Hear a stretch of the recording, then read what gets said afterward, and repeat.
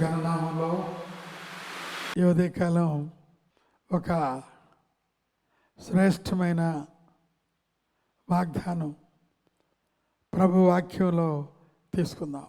ఈ ఉదయకాలం ఈ వాగ్దానం ద్వారా మిమ్మల్ని పరిశుద్ధాత్మ దేవుడు బలపరుస్తూ ఉన్నారు. ఈ ఉదయకాలం ఈ వాగ్దానాన్ని మనం గాయకునుట ద్వారా మీ ఇంటిలో గృహంలో గొప్ప ఆనందం సంతోషం ప్రభు ఇస్తూ ఉన్నారు. దేవునికి ఎంతో స్తోత్ర వందనాలు మనం చెల్లించుకుంటూ ఉన్నాం. ఈ యొక్క 31వ అధ్యాయం 8వ వచనం చదువుకుంటున్నాం.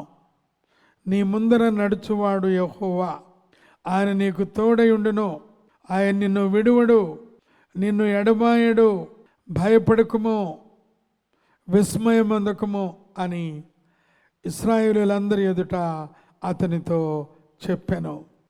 ఎంత గొప్ప వాగ్దానం అండి. నీ ముందర నడుచువాడు యెహోవా.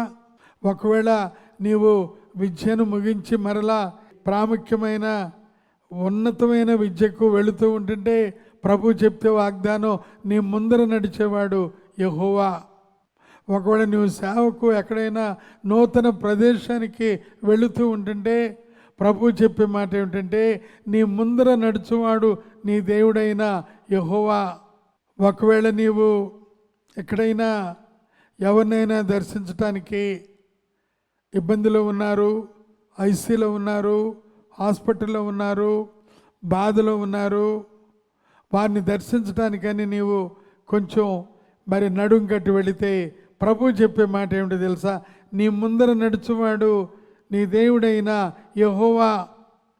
ఒకవేళ ఎవరైనా అకారణంగా నీ మీద కోర్టు కేసు వేసి నీవు దాని గురించి వాంగ్మూలం ఇవ్వటానికని వెళ్ళటానికి నీవు బయలుదేరుతూ ఉంటుంటే దుఃఖముతో విచారంతో వెళుతున్నావు. ప్రభు చెప్పేది ఏంటంటే, నీ ముందర నడుచువాడు నీ దేవుడైన యెహోవా. ఒకవేళ నీ ప్రత్యర్థులు నిన్ను కొంచెం కలవరి పెట్టి ఇబ్బంది పెట్టి ర్యాగింగ్ చేసి రిడిక్యూల్ చేసి నిన్ను చాలా అపకీర్తి పాలు చేయాలని ఉంటే ప్రభు ఘనంగా చెప్పే మాట ఏంటంటే, నీ ముందర నడుచువాడు నీ దేవుడైన యెహోవా.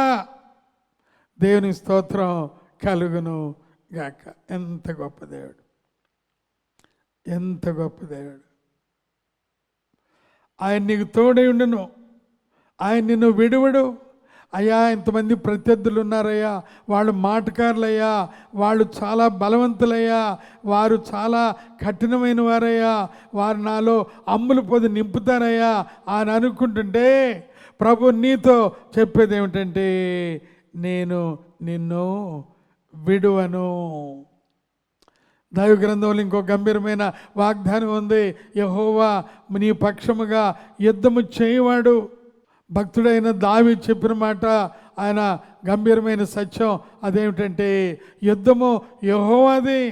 కనుక ఈ ఉదయకాలం నీ ముందర నడుచువాడు నీ దేవుడైన యెహోవా. నీవు ప్రయాణాల్లో కానీ ప్రయత్నాల్లో కానీ పంపే విషయాల్లో కానీ పంపకాల్లో కానీ లేక ఏ రకమైన అనిశ్చయమైన పరిస్థితుల్లో కానీ నీ ముందు ప్రత్యర్థులే ఉండే కొంచెం శరీరంలో కొంత నైరాశ్యము అలముకున్న స్థితిలో నీవు ఉన్నప్పుడు కూడా ప్రభు చెప్పే గంభీరమైన మాట, ప్రియులారా, నీ ముందర నడుచువాడు నీ దేవుడైన యెహోవా. ఎంత శ్రేష్టమైన మాట. ఈ ఉదయకాలం ఈ మాట నీకు మేలు కలగట్లేదా?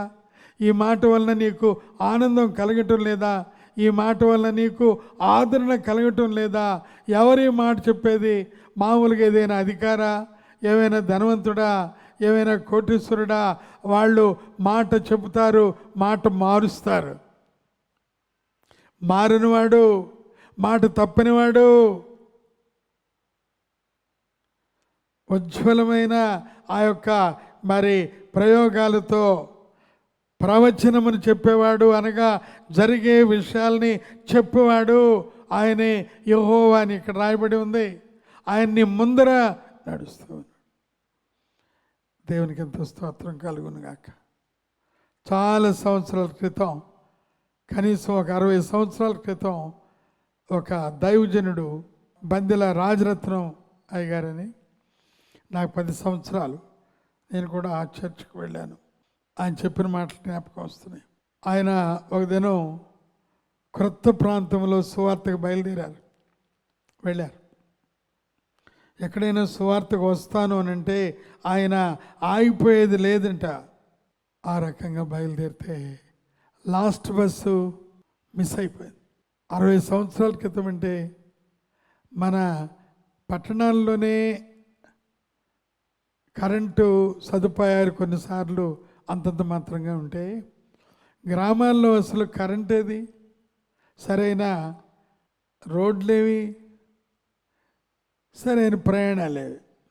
మెయిన్ బస్ స్టేషన్ దిగాడు, తర్వాత ఇంకొక ఊరు వెళ్ళాలి.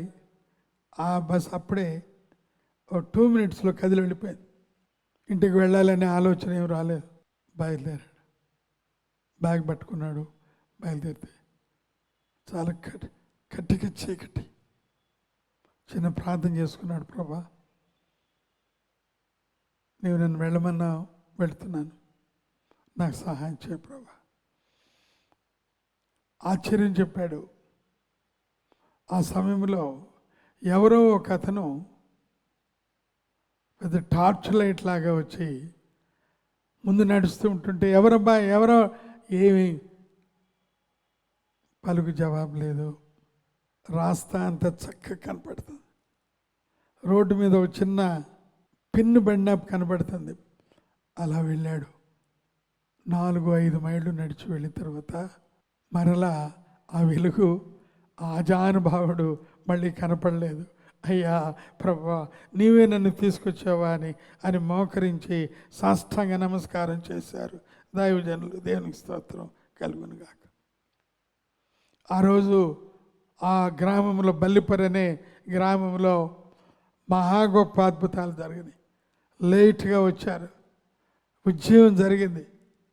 అనేక హృదయాల్లో క్రీస్తు ప్రతిష్ఠిత చేయబడ్డాడు. దేవునికి స్తోత్రం కలుగును గాక. నీ ముందర నడుచువాడు నీ దేవుడైన యెహోవా.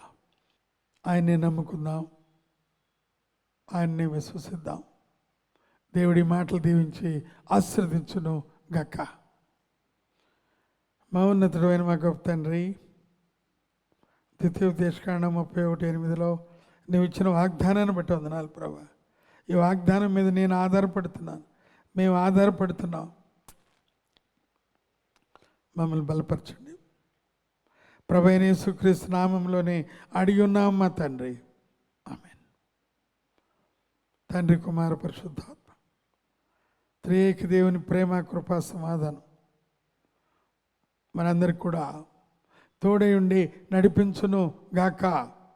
ఆమేన్.